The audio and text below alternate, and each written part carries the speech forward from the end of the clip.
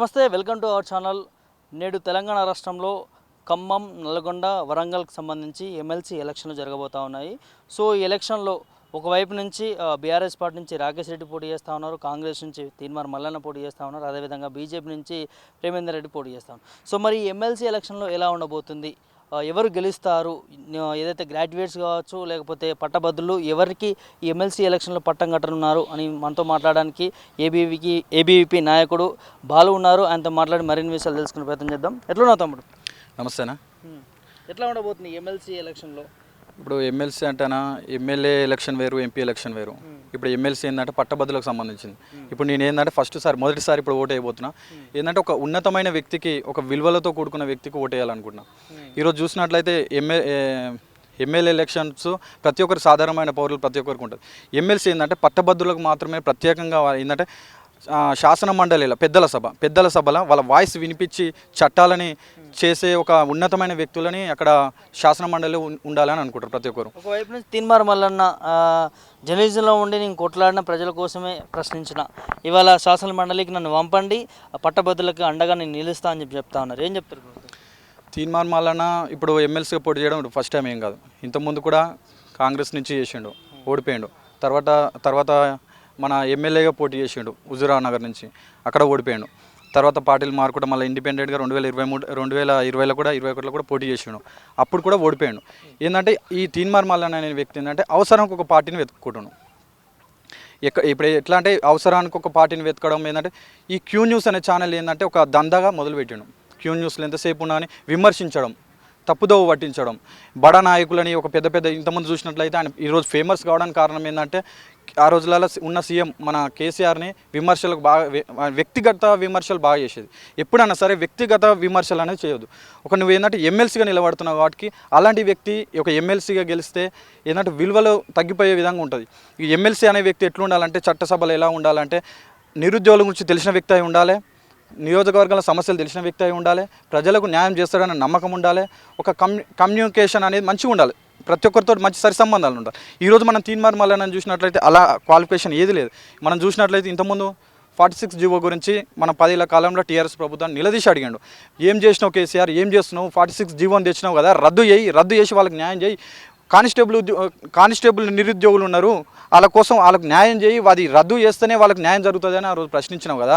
ఆ రోజు వాళ్ళు వచ్చారు, నీకు క్యూ న్యూస్కి వచ్చినప్పుడు వాళ్ళకి న్యాయం చేస్తే ఖచ్చితంగా నేను నిలబడతాను.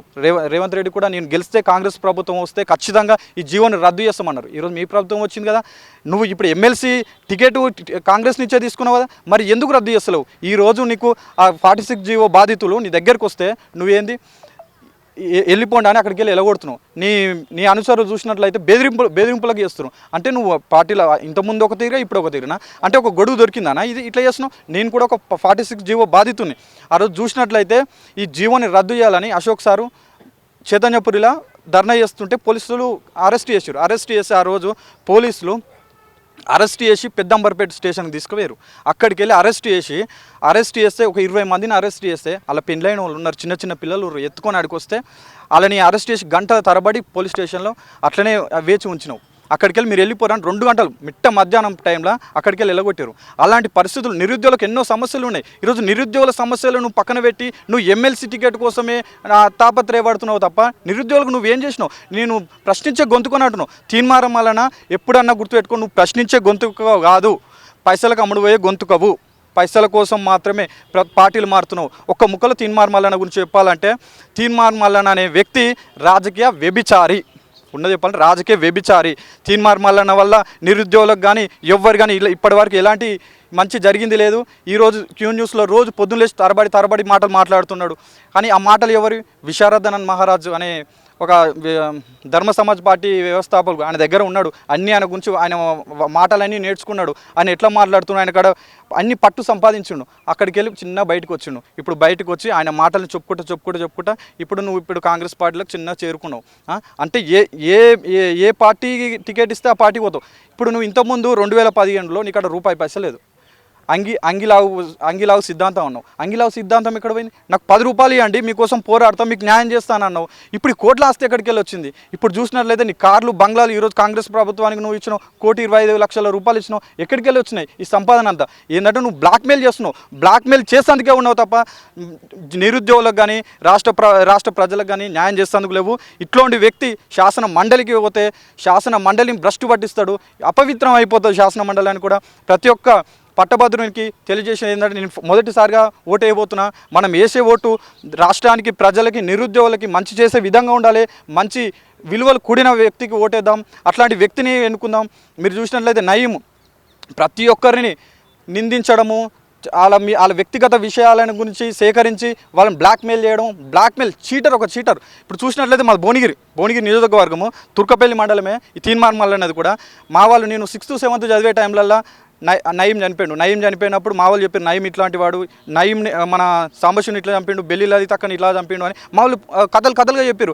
ఆ రోజు ఇట్లా నయీం అంటే ఎట్లుంటాడు అనుకున్నా. ఇప్పుడు ఈ తీన్మార్మల్ని చూస్తుంటే, ఈ బ్లాక్మెయిల్ చూస్తుంటే నయీమే నవ్వుకునే విధంగా అంతకంటే గొప్పగా ఎదిగిపోయాడు. నయీం కంటే ఘోరంగా తయారయ్యాడు ఈ తీన్మార్మల్న. బ్లాక్మెయిల్ చేయడంలో నయీంని మించిపోయాడు అని కూడా ప్రతి ఒక్క పట్టభద్రునికి తెలియజేస్తున్నా. ఇలాంటి వ్యక్తి వద్దు. మనం దయచేసి ఒక చదువుకున్న వాళ్ళం, మంచి వ్యక్తిని ఎన్నుకుందాం. ఇలాంటి వ్యక్తులని ఎన్నుకొని చట్టసభలకు పంపించి చట్టసభలని అపవిత్రం చేయొద్దని కూడా కోరుకుంటున్నాం. ఎందుకు తీన్మార్మల్లని ఎందుకు వద్దనుకుంటున్నారు? నయీంతో పోలిస్తూ ఉన్నారు.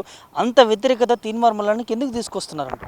ఇప్పుడు నిజాన్ని చెప్పాలంటే ఇందాక మీకు చెప్పిన జీవో 46 అని, జీవో 46 విషయాలలో ఆయన దగ్గరికి నేను కూడా వెళ్ళినా. అప్పుడు అన్న మాకు ఈ సమస్య ఉందంటే మీకు సమస్యను పరిష్కరిస్తా అన్నాడు.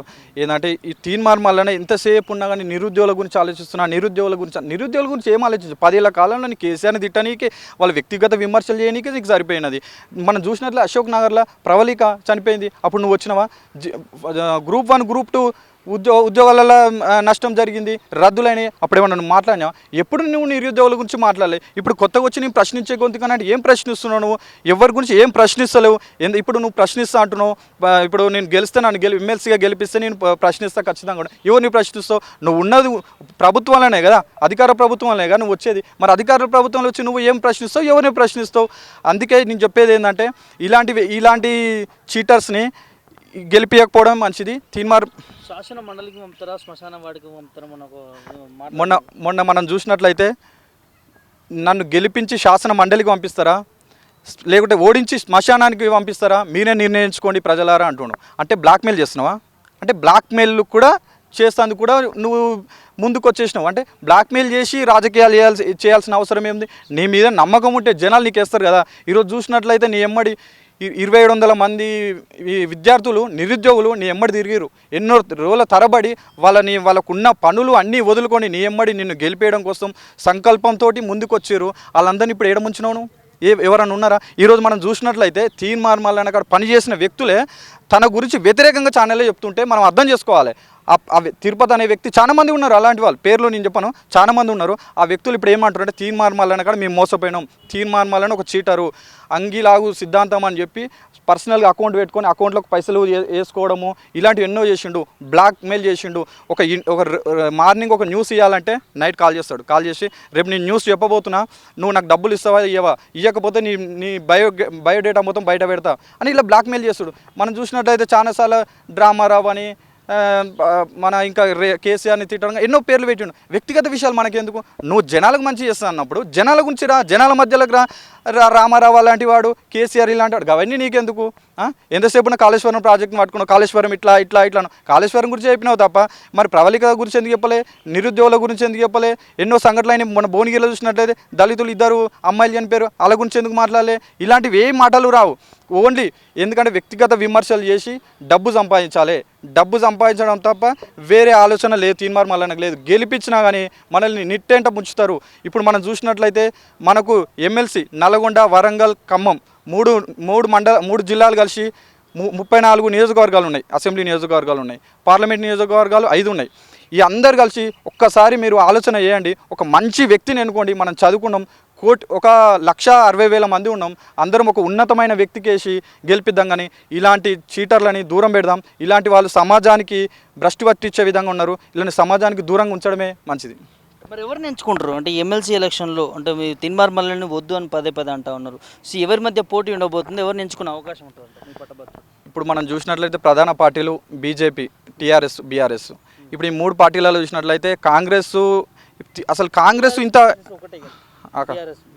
ఈ కాంగ్రెస్ ఇది ఎట్లున్నదంటే ఒక మంచి విలువలు కూడింది, మంచి ఒక జాతీయ పార్టీ, ఒక మంచి వ్యక్తిని నిలబెడతాం అనుకున్నాం. కానీ ఇలాంటి దిగజారితనంగా కాంగ్రెస్ ఇలాంటి తీన్మార్మల్ అన్నటువంటి వ్యక్తులు నిలబెడతానని అస్సలు అనుకోలే. ఇప్పుడు తీన్మార్మల్ నిలబెట్టుతోటే కాంగ్రెస్ యొక్క చిత్తశుద్ధి ఏందో అర్థమైపోయింది. ఇన్ని రోజులు అవుతుంది కాంగ్రెస్ ప్రభుత్వం వచ్చి. ఈ రోజు కూడా మన రాష్ట్రం చేసింది ఏం లేదు, ఎలగబెట్టింది ఏం లేదు. ఉచిత బస్సులు ఏడేసిన గుంగడ అని ఉంది. ఉచిత బస్సుల వల్ల నష్టాలు తప్ప లాభాలు లేవు. ఏ పథకం కూడా 6 గ్యారెంటీలు ఏది కూడా అమలు కాలేదు. నిరుద్యోగ భృతి అన్నారు, నిరుద్యోగ భృతి కూడా రాలేదు. దీన్ని అడిగితే కాంగ్రెస్ మనం ఖచ్చితంగా పక్కకు పెట్టాలి.